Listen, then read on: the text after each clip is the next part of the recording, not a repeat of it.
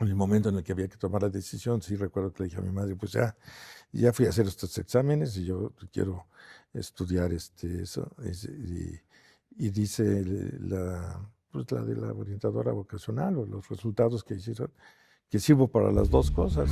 No todas las decisiones se toman frente a una cámara. Algunas nacen en el silencio, bajo una presión que pocos conocen y con consecuencias que pueden cambiar el destino de miles de personas.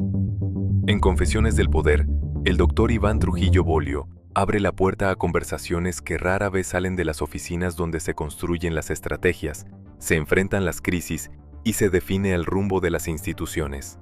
Cada episodio revela los momentos que marcaron a quienes han ocupado posiciones de liderazgo, las decisiones más difíciles, los dilemas que pusieron a prueba sus convicciones, los errores que transformaron su visión y las lecciones que hoy comparten sin filtros.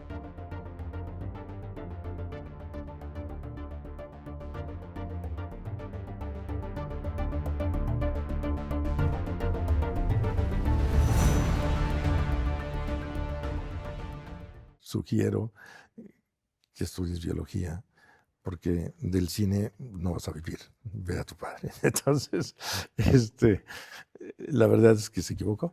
Este, sí, no, pero la verdad es que pude conjuntar esto fue fácilmente y a la hora de hacer el examen en el CUEC y las primeras cosas que yo hice como ejercicios y todo tenían que ver siempre con la fauna silvestre, con la historia natural, De ¿no? hecho, usted es uno de los pioneros del cine, digámoslo, científico, documental, Ah, sí. y ahí también, ¿no? Buscando sobre su perfil, usted dice, pues voy a hacer una tesis que me pueda llevar, ya había combinado usted la biología, el cine, voy a hacer una tesis que me lleve más o menos un año. Así es. Se dio cuenta que no era tan sencillo y eso lo hace a Así- través de recomendaciones. Bueno, sí, o sea, efectivamente, bueno, me metí a estudiar biología y lo primero que hice cuando estaba en la Facultad de Ciencias, pues fue ingresar también o pedir mi ingreso al cineclub. Había un cineclub de estudiantiles y el de ciencias era uno de los más destacados, que incluso la universidad tenía dos auditorios, no solamente el Che Guevara o Justo Sierra, que podían proyectar 35 milímetros, sino también el de la Facultad de Ciencias, ¿no? Que también que era Alfonso Caso. Ese también tenía equipos en 35, lo cual era un lujo, ¿no? O sea, tal cual. Y entonces los cineclubes estudiantiles que fueron cada una de las facultades, pues tenían, filosofía tenía el Justo Sierra y las otras facultades que no podían proyectar en 35 tenían un día que les prestaban psicología, ¿quién más estaba por ahí? Este, bueno, porque luego las más cercanas a ciencias, por ejemplo, la Facultad de Químicas proyectaba en ciencias. Nosotros proyectábamos los jueves y pasábamos ciclos de cine alternativo, como justamente el movimiento cineclubista, ¿no? Digo, se pasaron los pájaros de Hitchcock alguna vez y era muy activo la gente que estaba en el cineclub en diferentes generaciones. Digo, a alguien se le ocurrió terminando la función aventar unas palomas que volaran allá a ver qué hacía la gente, ¿no? O pasar, por supuesto, la noche de los muertos vivientes, en fin. Pero rápidamente me incorporé al cineclub y esa era una actividad más que, que hacían. Pero había otros grupos, por supuesto, hasta políticos con los que tenía uno, había cubículos donde estábamos grupos estudiantiles generando alguna actividad. La mía era del cineclub. Pero después ahí, que ya avancé en la carrera de biología, que incluso me permitió empezar a dar clases en prepa, que de eso casi era la manera de empezar a conseguir los primeros empleos. Cuando llegaba yo a tener ya uno el 60% de créditos, estaba uno capacitado supuestamente para dar clases ¿Qué clase dio?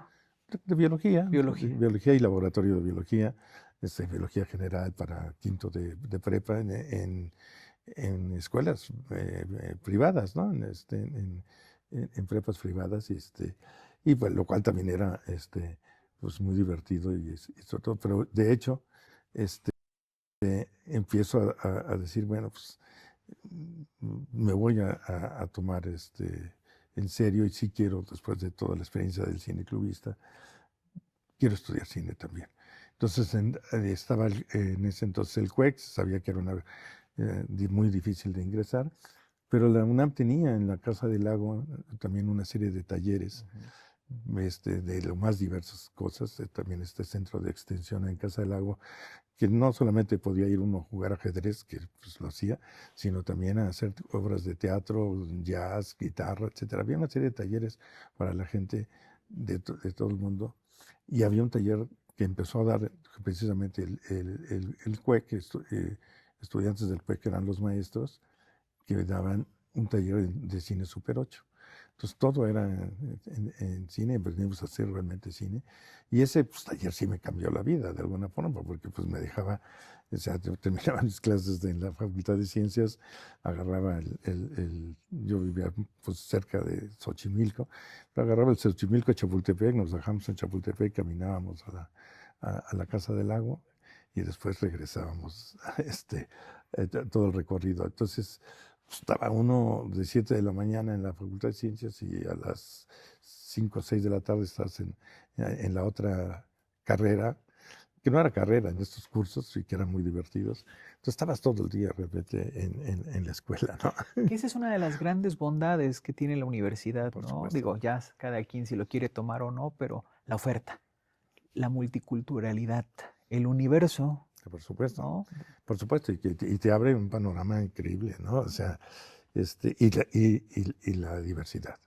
O sea, cuando llegabas, que podías hablar con gente de diferentes estratos sociales, además, pero con diferentes gustos, diferentes religiones, en fin, la universidad es eso, justamente, ¿no? Por definición es diversidad totalmente, ¿no? Y Totalmente. entonces te abría realmente una visión total.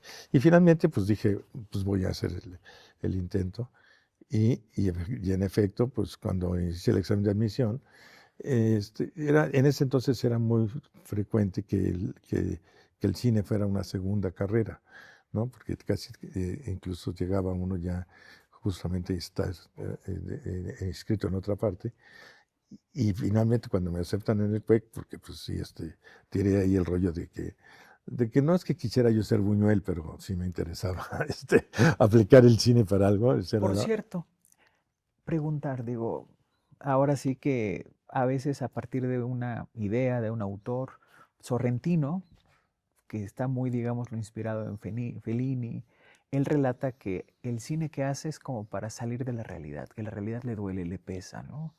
En su caso, ¿quiénes son sus directores? ¿Cuál fue su película con la que se aproximó al cine y dijo, por aquí, esto es una pasión, es una vocación, ¿por qué no? Es una obsesión.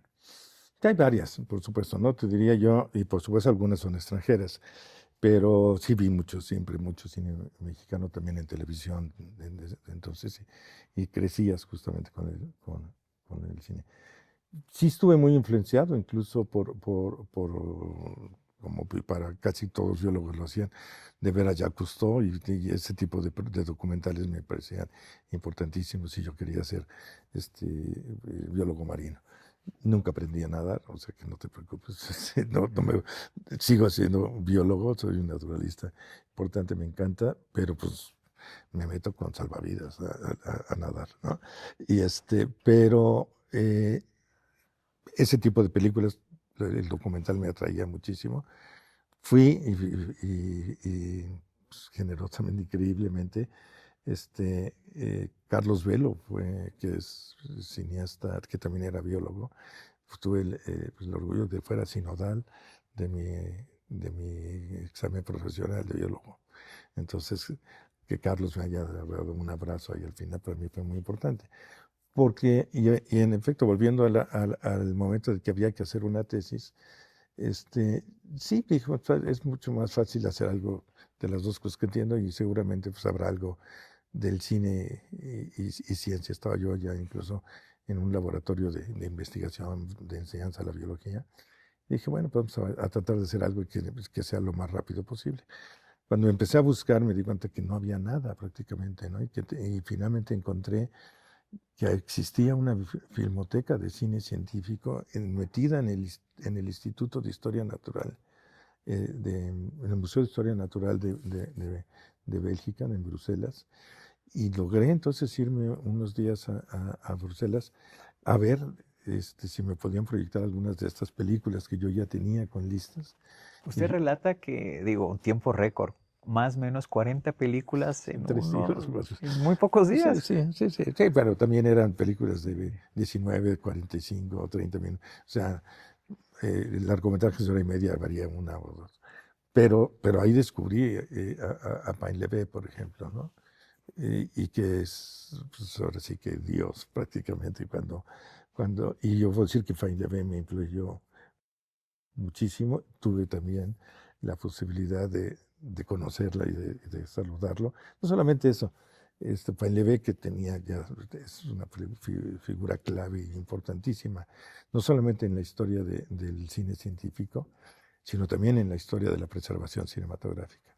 Painlevé era justamente lo que trataría de ser más adelante, era un vínculo entre la vanguardia, o sea, y que realmente era una gente que hacía cine muy experimental o muy metido en esa parte, y a la vez un científico muy riguroso, ¿no? Pero que le encantaba divulgar el cine de la manera más. Tiene incluso un decálogo Painlevé que puede ser hasta es poético, no hablo francés, pero realmente está casi escrito en verso, y de lo que debe de ser un cineasta de divulgador de la ciencia, ¿no? El decálogo del Painlevé es claro. Que al final, digo, unió lo mejor de los dos mundos, ¿no? Que es desde luego la creatividad, la imaginación, la mirada del cine. Por supuesto. Y la disciplina del método científico, porque ¿qué sucede en el mundo y en comillo de los creativos? Si fuéramos guionistas, que tuve la oportunidad de estar en San Antonio perfeccionando eso. Ah, qué bien. Lo que hoy usted nos regala es una estructura no lineal, ¿no? Estuvimos en Bélgica, regresamos a CEU, nos fuimos a la Facultad de Ciencias. Gracias, maestro. Sí, así lo hacemos.